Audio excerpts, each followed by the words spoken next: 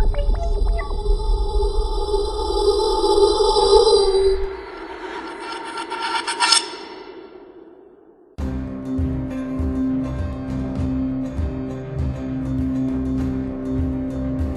everyone, I'm Captain Logan. And I'm Vince! And it's time once again To recommend things! Vince! Yes! Do you have something to recommend? I do! Awesome. It's in my right hand.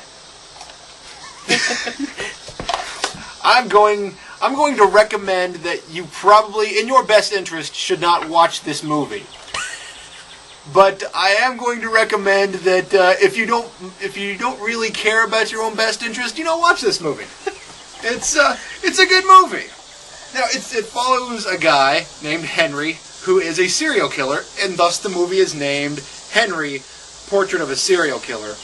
And there's a lot of really subtle stuff in here. We get to see the morality of a serial killer, or at least this particular one, and how he deals with stressful situations. And I don't want to give away too much. It's very blue collar. It stars this guy, what's his name? Michael Rooker. It came out in '86, according to the side of the box. And, yay! Nice save.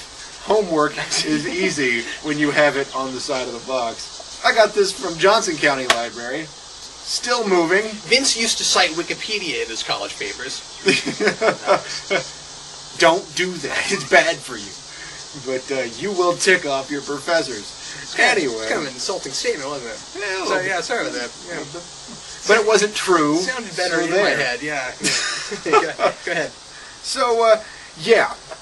This movie, we see Henry as a serial killer. We know he's a despicable character, but we have characters who are seemingly less noble than he is. Here's a guy who's just burdened by his own obsession. He has to kill people. He's compelled to do it.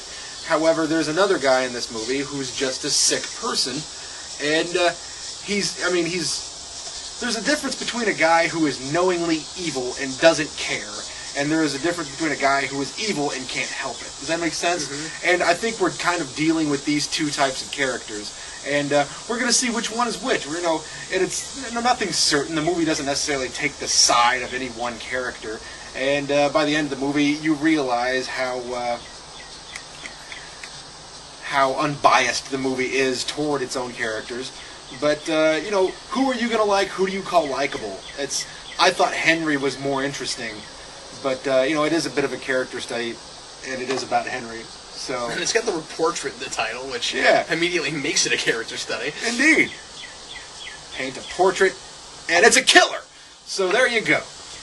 That's my recommend. I don't really have a lot more to say about this. It's 83 minutes. Was that another one of those movies that you watched in your violence class, or...? No, I heard about it somewhere. Maybe it was mentioned in my violence course, but... I just remember you talking about it some when we were in school, and I didn't remember where it came from. I didn't watch it in that. I watched it on my own time, and I picked up a copy, watched it with my friend Terrell, and by the end of it, this big, tall, long-haired, scary-looking trench-coat-wearing guy, he and I looked at each other, was like, you want to go outside and have a drink and talk about rainbows for a while? Oh, yeah, you told me about that. Because this movie is kind of scary, I'm just saying. And it's not scary, blood and gore scary, it messes with your head. It's not a psychological trip, it's just that dark. And Michael Rooker, the guy is that. Michael Rooker, he looks like that now. He's been scary and just sort of Neanderthal looking since at least the 80s. But anyway, I was gonna say, for our younger viewers, yes, there were scary movies in 1983. No, I was gonna say 1990 because that's what it says on the back, but the side says 86, so I'm gonna say 86. Whatever.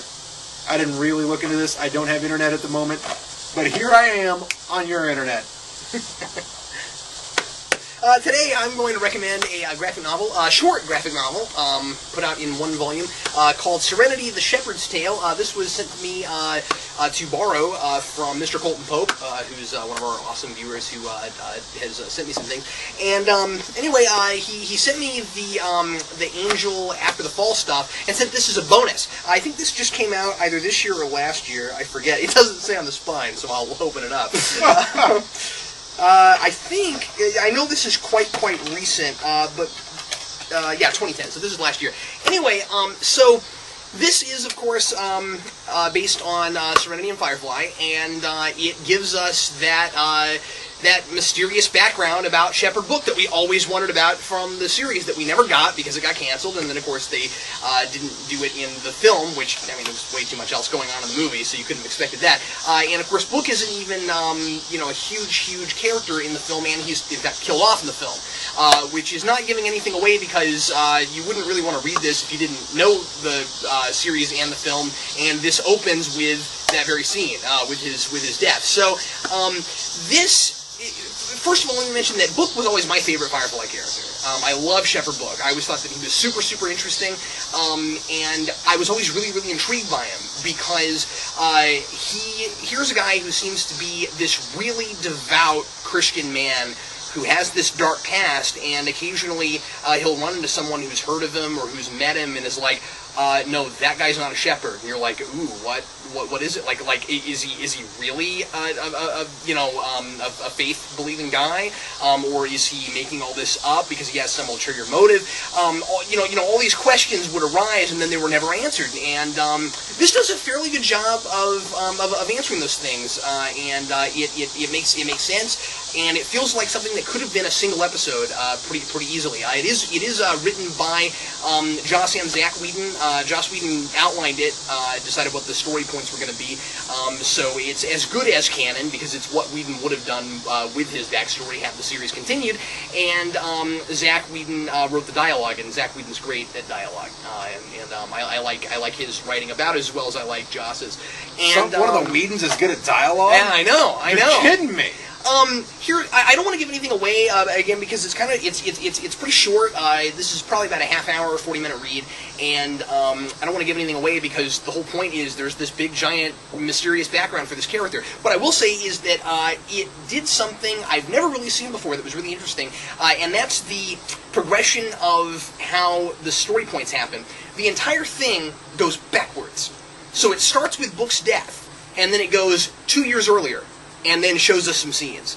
And then 6 pages later it goes like 5 or 6 years earlier, and then shows us some scenes. And the entire book goes backwards. So it starts with his death, and then it moves, and then it goes into a scene from when he was on Serenity.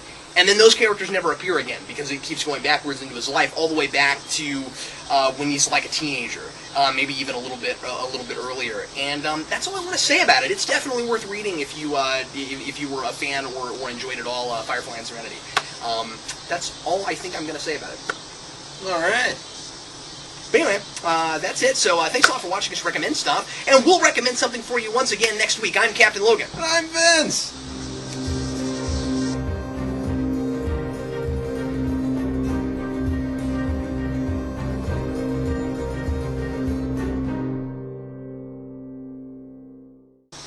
They're so close, you could almost mistake them for the same thing. Yeah, except that I didn't preface mine with, "You probably shouldn't read this." That's a good point. Shepard Book is really scary.